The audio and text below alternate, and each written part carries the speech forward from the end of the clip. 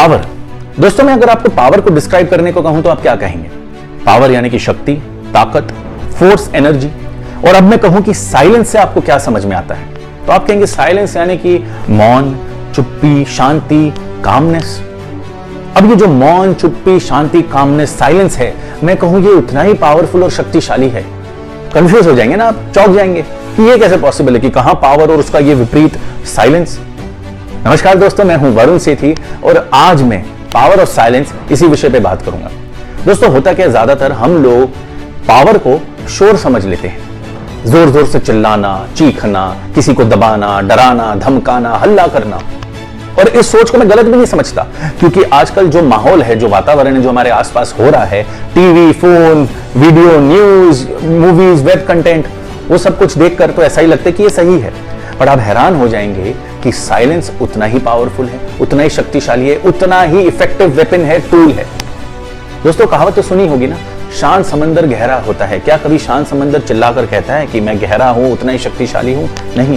बिल्कुल उसी तरह जब आप मौन या साइलेंस में होते हैं, आपका मन शांत हो जाता है। जब आपका मन शांत हो जाता है तब आप असली मायने में जिंदगी को जीने लगते हैं, उस रियल हैप्पीनेस को एक्सपीरियंस करते हैं। रेस्टलेस माइंड, अशांत मन कभी हैप्पी हो सकता है? कभी हैप्पीनेस अट्रैक्ट कर सकता है? नहीं। दोस्तों जहां शोर काम नहीं करता वहां मौन की ताकत होती है, और ये हमने हमारे इतिहास में देखा भी है। अंग्रेजों से लड़ाई करते हुए हमारी स्वतंत्रता के लिए हमारे क्रांतिवीरों ने कैसे पावर ऑफ साइलेंस और इस मौन का इफेक्टिवली इस्तेमाल किया था। ये आप खुद भी एक्सपीरियंस कर सकते हैं। जब आपकी किसी से भी बहस या आर्गुमेंट हो रही हो, आप इमीडिएटली मौन या साइलेंस में चले जाइए। आप देखिए सामने वाला कंफ्यूज हो जाएगा, परप्लेक्स्ड हो जाएगा, फ्रस्ट्रेट हो जाएगा, उसको समझ में नहीं आएगा क्या हो। वो एक्सपेक्ट कर रहा था कि आप उससे लड़े, वो इसी की तैयारी करके आया था, और अब उसे वो आपसे मिल नहीं रहा। आप उससे ना लड़ रहे हैं, ना रिएक्शन दे रहे हैं, ना कुछ फ्यूल दे रहे हैं। वो थोड़ी देर बाद फ्रस्ट्रेट होने के बाद वहां से या तो चला जाएगा या शांत होकर बैठ जाएगा। और जब वो शांत होकर बैठ जाएगा, आप उससे आराम से बैठकर अपने डिफरेंसेस, अपनी गलतफहमियां डिस्कस कर सकते हैं।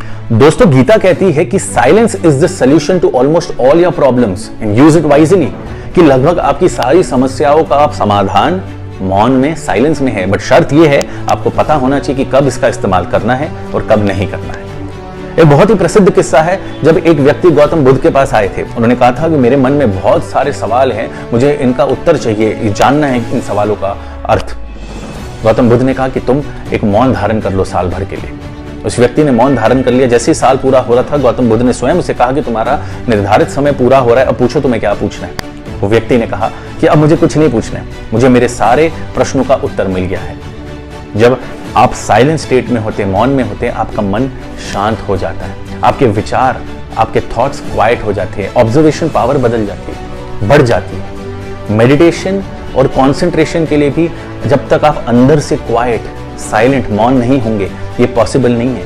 और फिर कुछ फर्क नहीं पड़ता कि बाहर कितना शोर है, कितना हल्ला गुल्ला चल रहा है। दोस्तों hearing is mechanical, but listening समझना है, और वो तब पॉसिबल होता है जब आप अंदर से क्वाइट, मौन और साइलेंट होते हैं। इमोशंस और साइलेंस का भी इतना अच्छा तालमेल है। आपने कितनी बार ये एक्सपीरियंस किया होगा, आप कभी अपसेट हैं या दुखी हैं, आप घर में आते हैं, आप एक एकांत सा कोना ढूंढते हैं या बेड पे जाके लेट जाते हैं, लाइट बंद कर देते हैं, चुपचाप लेटे रहते हैं। आंखों से भले आंसू आ रहे होंगे, बट आप चुपचाप रहते हैं। और कुछ समय के बाद एक ब्यूटीफुल स्टेट में आप चले जाते हैं, मौन, साइलेंस। और ये साइलेंस आपका मन शांत करता है और आप आत्मचिंतन में चले जाते हैं। अब आप एनालिसिस में चले जाते हैं कि ऐसा क्यों हुआ, क्या हुआ। बट ये तब पॉसिबल होता है जब आप साइलेंस और मौन में जाते हैं, क्योंकि तब ये आउटसाइड चैटर बंद हो गया होता है। दोस्तों किसी ने बहुत खूब कहा है, a fool is recognised by his speech and a wise man by his silence. एक मूर्ख की पहचान उसकी जुबान है और एक बुद्धिमान की उसका मौन। उम्मीद करता हूं आपको ये वीडियो पसंद आया हो, और याद रखिएगा जो कुछ भी बाहर ढूंढ रहे हो ना, सब कुछ आपके अंदर, आपके भीतर ही है।